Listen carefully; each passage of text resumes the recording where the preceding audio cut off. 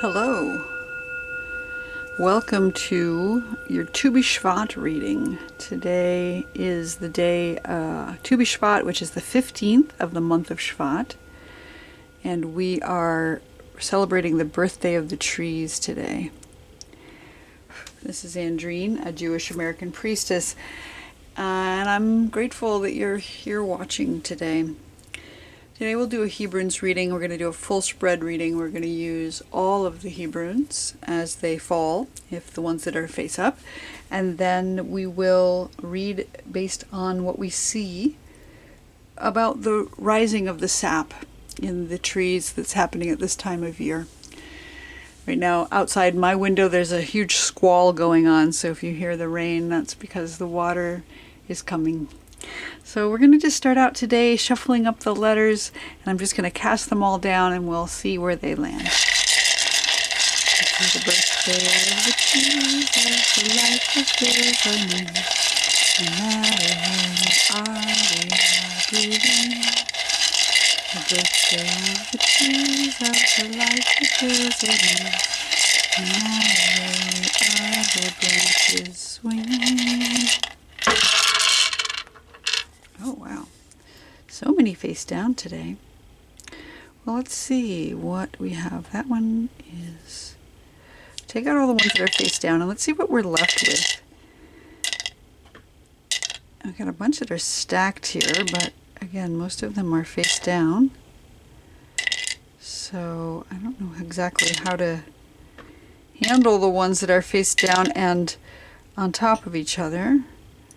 Let's see. Oh, well, let's see. That's the only one. Oh, you know what? That's the only one that's face down, and it's the Ein Sof, so it's not actually face down. Wow, what an interesting stack. All right. I'm going to zoom in a little bit so you can see these closer. Okay. So we're going to start at the bottom today because that's where trees start, on the ground, under the ground, in fact, and fascinating and wonderful. We have the letter Yud at the very, very bottom of our tree here. And the Yud is that seed. It's a foundation of sexuality in the Sefer Yetzirah, and it's that one point out of which all other things grow. You'll notice that in each of the letters there is a Yud which is that one point into which the divine contracted themselves in order to make space for creation in the world. So I love that the Yud is at the bottom here. It is the seed. It's the seed out of which all things grow. Plants and humans, and some say that it even looks like a sperm. So it's a small seed that holds all the potential for everything within it. And it's at the very, very root of our reading today. It's the number 10 in Gematria, so it represents all things 10, including the 10 Commandments and the 10 Sefirot, as the chime on my phone reminds us, the divine also, the Yud He Vav He, the first letter of the divine name, which is a contraction of the past, present, and future tense of the verb to be. So becoming is all held within the Yud. It's corresponding with the tribe of Gad, which is the Semitic deity of luck. And so there's luck here as well in the 10. 10 being 1 times 10, this ultimate manifestation of the oneness of the divine as well. So I love that's at the base of our reading, because of course it is. That's where the seeds start, at the bottom. And then the next thing coming up here, maybe a little bit of a sprout, a little bit of a root, and it landed on the side. It landed on its side here. You can see that. And so it's on the edge. And I love that it's, again, a three-dimensional reading. We've got a stack here and a stack here, and this one that's landed right on its edge. And that is the letter Lamed. Again, beautiful. Looks like a seed that has taken root, the land across, and then reaching up toward the heavens. It's the letter that begins the word Lev. Lev, which is heart-mind in Hebrew. So this idea of the manifestation of our heart and our mind coming together to make appropriate discernment. Lamed is the letter that begins the words limud velamed, meaning teaching and learning both. So taking in information, learning about it, and then turning around and teaching it. The Lev is all about aspiration, reaching up, well grounding down at the same time. So as a root, as a sprout here in our Tu B'Shvat reading, this is perfect. The elevation of the heart toward the divine, elevation of the heart toward our own knowledge. It is the foundation of action in the Sefer Yetzirah. So it's the beginning of taking action in the world, listening into the heart, listening into the mind, tapping into the earth, and then reaching up toward divine inspiration. The Lamed is the letter that corresponds to the intestines in the body. And I love that it looks a little bit like a digestive tract. You might bring in some food here in your esophagus, and then it goes through the stomach and then down into the intestines, and then finally out at the bottom where you discard what is no longer useful. And that's just a good lesson in life anyway. Take in what you receive, digest it a little bit, discern what's working for you and what isn't, and leave the rest. So this is beautiful root that's coming up, a sprout that's come up here from the seed in our reading today. And I love that it's landed on its edge.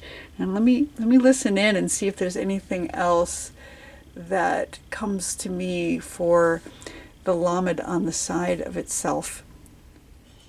I mean, the three-dimensionality of it is pertinent, that it's not just something that's two-dimensional. It grows in all directions. And the Lamed, the heart being on its side, I think that means something, that we're reaching up, but we're also seeing it from a different angle. We're seeing something from a different angle here. It's as if we have to perceive it from some other direction in order to know what to do next. And as we're sprouting out of the seed, maybe we go in one direction, maybe we go another, maybe we go straight up. And I love that. So then we have this cluster in the center here. And I'm going to look at them. I'm just going to peek around the edge here and see what we have. So we have the letter Chet. I can see it right here. I wonder if I can pull it out without just dropping our stack here. Sort of, yeah. Chet. So the Chet has landed upside down. Chet is the letter that begins the word Chai, meaning life. So Chaim, which is life. And it also is the first letter of the word Choshek, which means darkness. And since it's upside down, it's got its feet in the air here. There's something that for me speaks to internal consideration. So maybe we're spending some time right now facing our shadow self. Maybe the darkness is what is going to help us illuminate the next step in our life. Maybe we need to go into some dark times or face our shadow self more likely. So Chet is the letter which means contracts or commitments. It looks a little bit like a marriage canopy, a chuppah, and it is the number 8 in Gematria. So to that end, it represents that infinity loop. And so it's got this concept of infinity within it. And so contracts and commitments, not only with another person, but with the divine itself. So when somebody makes a contract or a commitment, a vow perhaps to the divine to do something or to be following a certain rule or something that the divine has called them to, we need to make these contracts and consider them as essential for our connection then with divinity. Chet is considered the foundation of speech in the version of the Sefer Yetzirah that I read. So using one's voice to make a commitment, to make a contract. And it is, the 8 represents the eighth day after a child is born, circumcision or a naming happens, which is a covenant with the divine, dedicating one's children to divinity as well. So the fact that it's upside down, we need to spend some time looking at our own shadow self and the contracts and vows that we have made with divinity right now as we go into this time of rising sap. What is it inside of us that draws us toward divinity? And what contracts have we made with ourselves and with the divine? Not necessarily even those we've made with others, although that can spill out into contracts and commitments we make with others. But what is the shadow part of ourselves that we need to face in order to make the commitments to ourselves and to the divine and our connection with the divine right now in the world? So that's right there in the reading. I'm going to try to stick it back where it was underneath. And on top of that, and we're going to go up next, we have the Ein Sof. And the Ein Sof is the blank, right? It's the substrate. Again, the infinite. That which existed before time and will continue to exist after time ceases to be.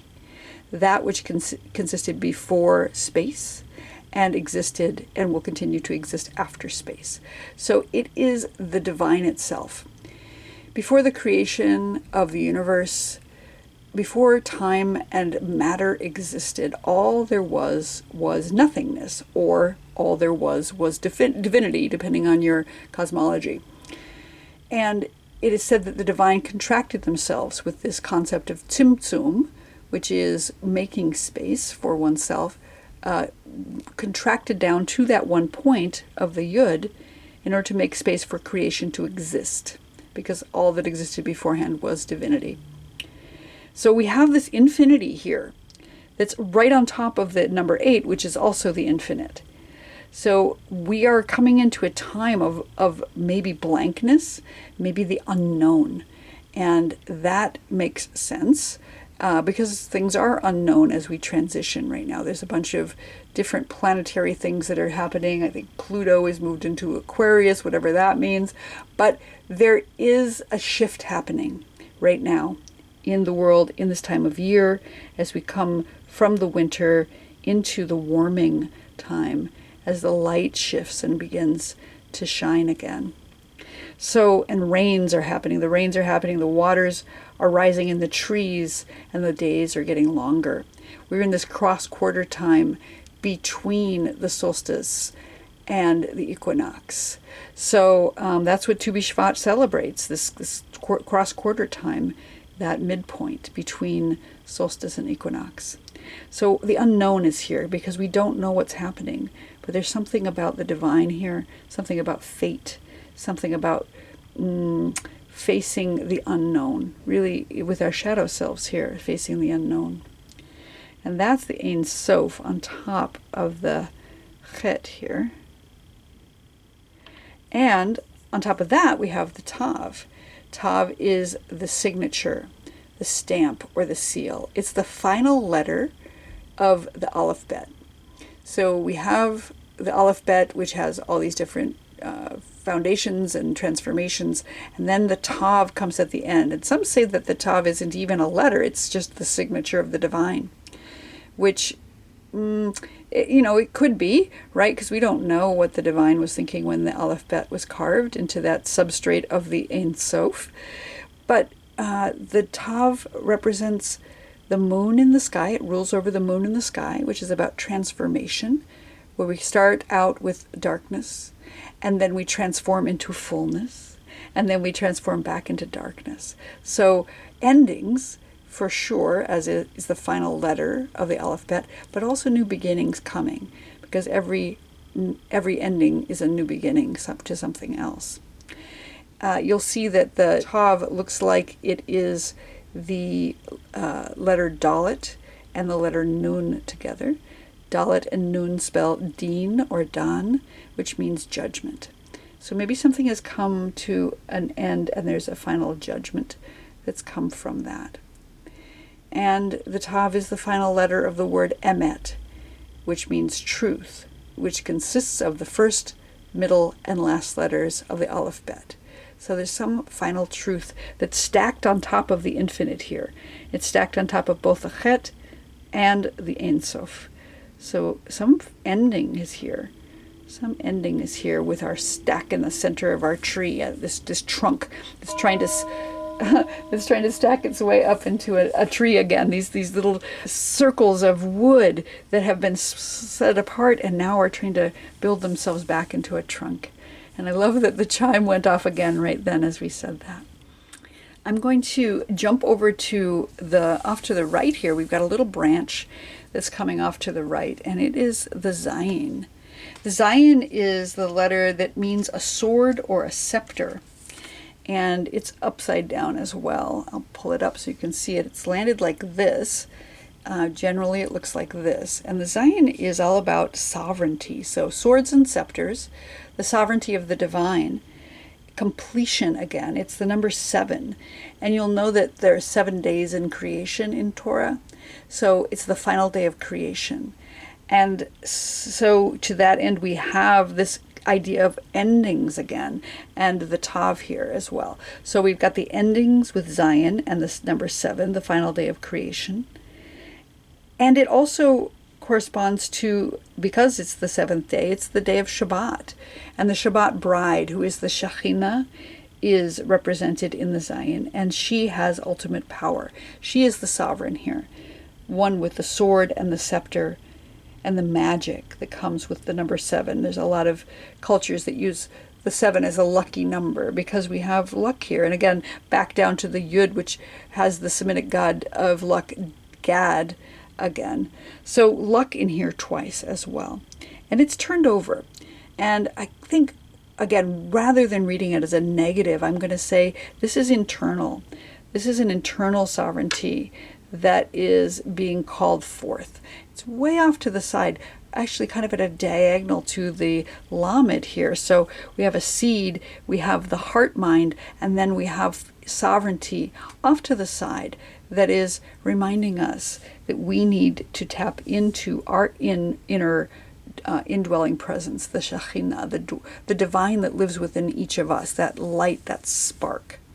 And we use that, we attach to that by tapping into Shabbat, tapping into completion, tapping into a rest that comes with Shabbat.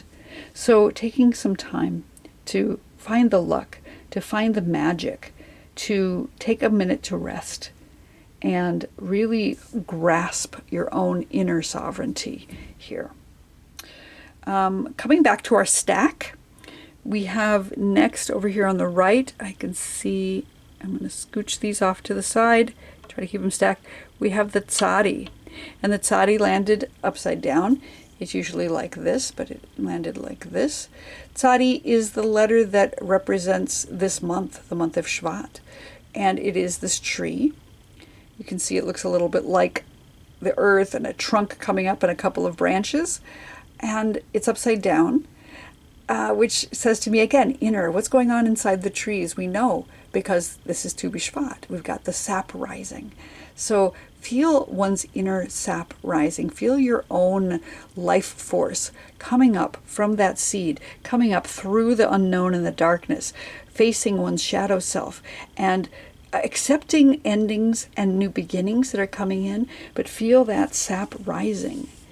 The Tzadi is the number 90 in Gematria. So on some level, it has this connotation of the 9 months of pregnancy in the human body times 10. So an ultimate manifestation of gestation.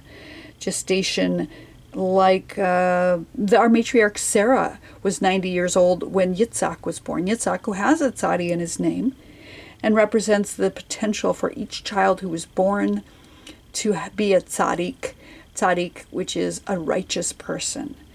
Tzadi also begins the word tzedek, which means justice. So internal justice. What are we finding inside that brings us justice? What are we finding inside that brings us righteousness? What are we gestating right now in this ultimate manner to bring about justice and righteousness in the world? Maybe we're cultivating that inner life force that is rising within us like the trees, like the sap in the trees during Tu B'Shvat. And it represents the constellation Aquarius. And like I said, the planet Pluto is moving into Aquarius right now. We are in the constellation of Aquarius, time of the year. Aquarius, who is the water bearer, right? She's the one who holds the water. And it says in Psalms that there is no water but Torah. Torah is the thing that nourishes us right now. It also is connected to the tribe of Asher. Asher, who is the son of Zilpah. And Zilpah was the handmaid of Leah. Asher is the name that means happiness. But it sounds so much like Asherah, who is the divine feminine who lives within the trees. There are groves of trees dedicated to the Asherah. And since we are in the new year of the trees right now, and Sadi is that representation of the tree, it seems to me that we're looking inside ourselves for the Asherah, inside ourselves for the Shekhinah, back here to the Zayin and the day of Shabbat and the Shabbat bride, who is the Asherah, the consort of the divine masculine. So I love that we've got Sadi here underneath all of this. She's kind of hidden because, as we know, so much of the feminine divine has been hidden from us. There was a discussion about how we can go down the tree of Judaism and find limbs that have been chopped off and see if we can discover what those limbs were. Feminine divinity is one of them. But for me, climbing down that tree to find those limbs and repropagate them, to find them within ourselves, is the important part. The other letter that's underneath this giant stack that's, again, trying to build itself back into a trunk is the letter Beit, also representative of the day of Shabbat. It's the letter that rules over Shabbat. It's the letter that means home or house. We have this manifestation of that's within. And Beit is the number 2 in Gematria. It's the second letter of the alphabet, but it's the first letter of Torah, Bereshit, in the beginning. And so it means in, and it means of, and it means with. And so Beit is about being inside. And it's inside of a house, but it's also inside wherever we dwell. And where do we dwell? We dwell on this planet. We dwell on the earth, but we also dwell within our own bodies. And since Beit is the letter that rules over the day of Shabbat, what do we need to do to take care of our bodies right now? It seems like rest is up. Rest because we have the Tav, which is saying something is coming to an end. We have the Zayin, which represents the Shabbat bride. So taking care of our bodies to rest right now, to really go inside, go within ourselves, like the Chet is saying, look at our shadow self. Go within and find the inner divine feminine presence of the Asherah, of the Shekhinah, all right here in this time of Tu B'Shvat, all this time where we are taking time to feel our inner sap rising, our life force coming up. Beit is the binary transformation of life and death. So we're choosing life right now, even though it's sometimes easy to see the trees looking dead outside right now with their stark branches up against the sky. We don't see any life at all, but we can know that deep within, the sap is rising right now. That water in the trees is warming itself, and it's getting ready to bring nourishment to the branches that are above. Okay, so going up to more to the top of our tree here, we seems like we have a series of letters that are representing something that is flourishing off the trunk here. Maybe branches, maybe leaves, maybe fruit. What have we got? The first letter that I'm seeing here is the letter Hey. And the letter Hey is on its side here. I'll pick it up and show you it. It looks like this usually, and it's on its side here, so it's resting. I love that because we've got rest and Shabbat here several times.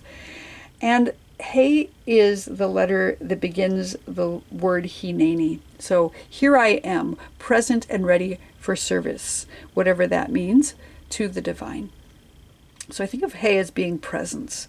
It's about availability, and it's about action, about whatever we're called to do or be. It is this letter that some say that it looks like a dalet with a foot, and that foot has been gifted to the Hey from the Gimel. So it's a doorway, and that we're stepping into it, or we're putting our foot in the door so that we can remain present. He is the number 5 in Gematria, so it speaks to the 5 levels of the soul.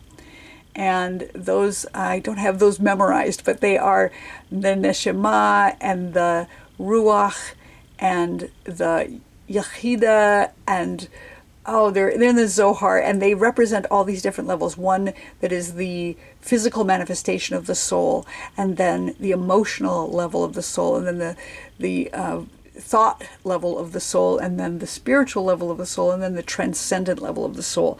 All these levels of the soul are here in the letter He. And that's something that's grown out of this trunk, grown out of this ability to stop and rest and really face our shadow selves and speak, to listen up with heart here. What we get from that is the ability to remain present, the ability to access those levels of the soul. And maybe we're just on level 1, but we have the ability to grow up into all 5 levels. He is 2 of the 4 letters of the divine name, the Yud He Vav He. And so it's about meeting the divinity with presence. If we can show up and the divine can show up, we can connect together in that becomingness that comes. So we have the He here. It's resting on its back right now. Again, the trees are resting right now. We don't have any evidence that they are coming alive, but we know that sap is rising right now. And up above that, we have the letter Tet. Tet, which is the letter that is representing a womb or a cup. It is the number 9 in Gematria, so it represents that 9 months of gestation, just like the Tzadi has 90. Tet is the first letter of the word Tov, Tov, which means good. So it's a basket or a vessel or a womb that has goodness within it. So the other thing that's growing up here, and again, this is resting also, is this gestation period is coming. Something good is gestating right now. Maybe it's the fruit within the tree that we can't even see now. That fruit which will come from the flowers, which will come from the buds, none of which we can see yet. So, and Tet is also about renewal. It's about regeneration. You can see it looks a little bit like a snake which sheds its skin and renews itself. It looks a little bit like a shofar. The shofar blasts, which represent the new year at Rosh Hashanah, all talk about how we are each renewed for goodness at the new year. And here we are at the new year of the trees. So I love this right now. We have this gestation that's coming, this 9 months of pregnancy, these 9 shofar blasts, this idea of renewal in the snake. The snake, which is another image that represented the divine feminine in the primitive Hebrew pantheon. So snakes, which also have gotten a bad rap in the past, they're renewing themselves anyway.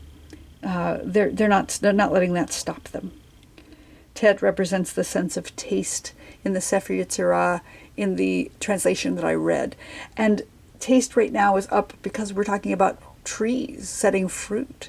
So something is coming, something is gestating, a fruit is gestating underneath it all as we rest, as we watch the trees rest right now during this time of year where things are barren, and yet inside the sap is rising. So presence and gestation. And up at the top of the tree, something that's just showing up at the very tip is the letter Samech. Samech is the letter that means to be surrounded. It's a circle, so it's about cycles and seasons, and again, renewal.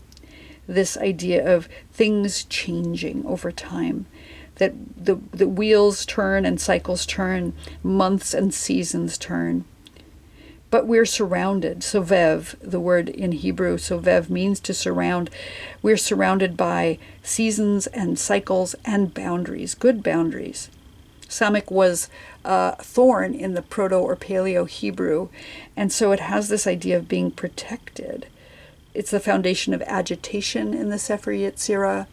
And so there's something that may be a little irritating that's coming, maybe like, I'm thinking about the kiwi fruit, right? That has this kind of fuzzy layer on it that's kind of unpalatable, but it protects. Or like the hard shell around a coconut, which is very protective. But inside is this delicious, creamy fruit. And so we have this ability to, the fruit that's coming from this entire reading is about being protected, about setting up good boundaries for ourselves, holding ourselves in a space of security. Because boundaries and hedges made out of thorns are not just to keep predators out, but to keep us safe inside, within. And they can be permeable. We can let in others as well, as we trust, as we learn who is trustworthy. It's the right hand in the body. So maybe it's reaching up with its hand toward the sky as well. The right hand, which is the one that's dexterous, the one that is righteous. Not to say that the left hand is bad, but the right hand is stronger generally in most of the population. And it corresponds to the tribe of Benjamin in the Sefer Yetzirah, Benjamin, who is the younger brother of Joseph. Some say that Benjamin is a predatory wolf. Maybe that wolf needs its own protection. It's a protector and it needs protection as well. Because they can become endangered, right? There's stories in the Talmud and folklore about how Benjamin is a werewolf, that perhaps he tore his mother in the womb because she died in childbirth.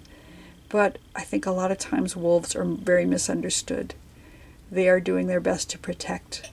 They're doing their best to make sure that the ecosystem stays healthy. Again, with circles. They circle around in order to hunt, and they circle together in their den to stay warm and safe in the wintertime. So Samech is the top of our reading. It's the crown of our tree, saying we will have good boundaries. We will set good boundaries. That we will have the ability to surround ourselves with protection and love. That even if there's agitation and irritation, it will all come for the best. So as we start out with the seed at the bottom, growing up into the Lamed, which is the heart, mind, discerning what's right now, but again, reaching for divinity. And then we come into the center with the Het underneath, saying, face our shadow selves, face the infinite, and face the Ein Sof, the divine, the unknown. Something is coming to an end, but it's beginning again, a cycle and a season.